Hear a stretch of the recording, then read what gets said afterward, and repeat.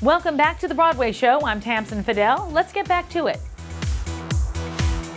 It's time to be a part of it. New York, New York. It's on Broadway and nominated for 9 Tonys this year, including Best New Musical and Best Scenic Design. Here's Beth Stevens with another edition of Building Broadway. Tony-winning set designer Beowulf Boritt is back on Broadway with the splashy musical New York, New York. I headed to his workspace to talk to him about being a part of it. When you were first approached with this project, what was the vision that was put forth about doing New York, New York? We always knew it would be a love letter to the city, and we all read that E.B. White essay about New York, which I knew of, but I had never actually read it before, and it's brilliant. It was written in the 40s, and it sums up New York so perfectly in a way that is unchanging, I guess, because it talks a lot about how we're all living stacked on top of each other, and you're in the midst of so many people, and yet it can be the loneliest place in the world. And so some of that was what we wanted to try to capture with the production and the set. The show takes place in 1946, so you got to do a little research. Tell me about the inspiration for the look of the show. You know, one of the things that was really interesting and fun to do is as we were trying to figure out what the show should be, we obviously wanted to showcase New York and showcase both the glamour of New York and the beauty of New York, but also kind of what's difficult and ugly about the city. And so I'm trying to get that duality in the set, that you've got these fire escapes that are, you know, covered with rust and grit, but that is in conjunction with these vistas where suddenly you see the Empire State Building in the distance, or the Chrysler Building, or you walk into Grand Central and see that ceiling, or the old Penn Station over and over again, trying to go to those kind of cinematic, famous moments, these kind of movie moments of New York that we get to experience kind of every day as New Yorkers, where you walk into one of those places and suddenly get a moment of that. These fire escapes, those beams, this is not flimsy material at all. It's so important to me, and especially it is like the weight of New York. New York is not a light, flowy place. It is a heavy, gritty place. And so those beams are steel. The fire escapes are iron. They're made of what a real fire escape is made of. Each one weighs about 10,000 pounds. I think they're close to 30 feet tall on these little bases. So there's a huge amount of weight in the base just to keep the thing from tipping over. And they're all built in forced perspective, so that it makes them all feel taller and bigger than they are. Of course, this musical is loosely based on the film version from Martin Scorsese. And although it doesn't follow that exactly, it does have a cinematic quality to it, which you just sort of described with this flowing in and out. That must have been very challenging for you. It was. You know, what's interesting is whenever I do a show with Stroh, I feel like my job is to create a dance partner for her in a way. Her way of directing and thinking about theater is so fluid and so choreographic, and it's so much about movement. Even when we're doing a play together, it's very much about how people move through the space. But the gist of it is I need to keep things very fluid and make the scenery able to dance in whatever way it's going to in the show.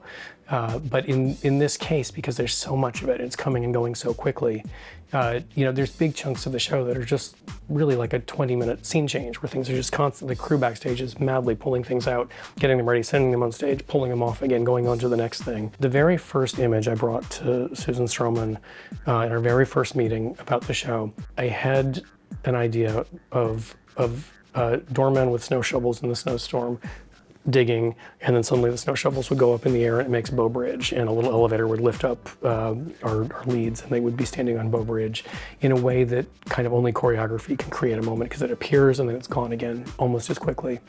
And then a similar idea for the Whispering Arch in Grand Central, that briefcases or suitcases would suddenly get held up in the air and become the arch of the Whispering Arch.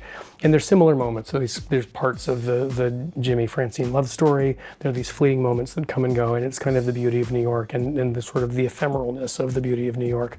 But it was the kind of idea that I knew I could only do with someone like Susan Stroman, who could take that idea and make it dance across the stage beautifully. It's not ultimately about the architecture or any of the other stuff. It's about people, and that's what the show is about, how all these different people come into this crazy place, and we all live on top of each other, and we mostly get along, and we mostly don't kill each other, but that kind of ferment creates kind of the genius and the amazingness that is New York City. We have to talk about the backdrops, because they are works of art. So tell me about creating Thank that. you. That they are the beating heart of the show, the visual of the show. Once we sort of settle on this concept of the sort of the beauty of New York versus the grit of New York, the backdrops were always going to be the beauty. And I was approached early on saying, could we turn that into an LED wall? Because it frankly would have been cheaper and taken less space. And I said, no, we can't. Not on this show. This is a golden age of Broadway kind of a show, and it needs to be that sort of vocabulary. But even more than that, I think the human eye, when you see an actor against an LED screen, it's hard to see the actor, and the actor ends up fighting it in a way. And whenever I see a show that's done that way, I find it diminishes the performances. And so anyway, I insisted that we do fully painted backdrops. And interestingly, I've had now 3 well-established smart designers say, I was sure that was a video wall. And part of it is the light that is emanating from it. And part of it is just the fact there's so much of it that even people who are like, that looks like a drop, but there can't be room for that many drops. And so I've been trying to get the word out that in fact it is just good old-fashioned stagecraft. And we have packed them in there very, very tightly. Each one, they're like this close to each other backstage. And the brilliant carpenters at the St. James did a sort of a masterwork of rigging backstage to make it all possible. It's really something I could not have done without, just a pile of people all at the top of their game really working hard on it. You always put Easter eggs in your scenic design, so just give us a few more. This if you one don't is mind. chock full of them. I think I put elephants in my sets, and I've lost count of how many there are in this one. There's probably like 10. And why do you do that? I liked elephants when I was a kid, and it's nothing more than that. And I started doing it, and it's gotten a little out of hand. And we also, in Wine and Peaches, if people look carefully on some of the I-beams, there's like these weird number and letter codes written that are based on a real thing. When you build a building, the I-beams are created on the ground and they're marked that this one goes here and this one goes here, like a big set of Tinker Toys. And we did some research into what those codes mean, but ours look probably correct, but in fact one of them says FE and has a date underneath it, and the other says JK and has a date under it, and it's Fred, Ebb, and John Cander's birthdays. And once we did that, I showed it to John Cander, and he cried for a moment, and then he said, but Fred would hate you for this, because he didn't want anyone to know how old he was. And so we went in and crossed out the date and changed it and made him 10 years younger. There's something so breathtaking about walking off a New York City street into the St. James Theater and then having this unfold for you. What does it feel like for you to see that? I love doing it. It is the biggest show I've ever done. Not in acreage. I think some of the Lincoln Center shows were physically bigger, but there is so much detail in this, and it's so much crammed into a fairly small theater that just the engineering challenge of it was hard.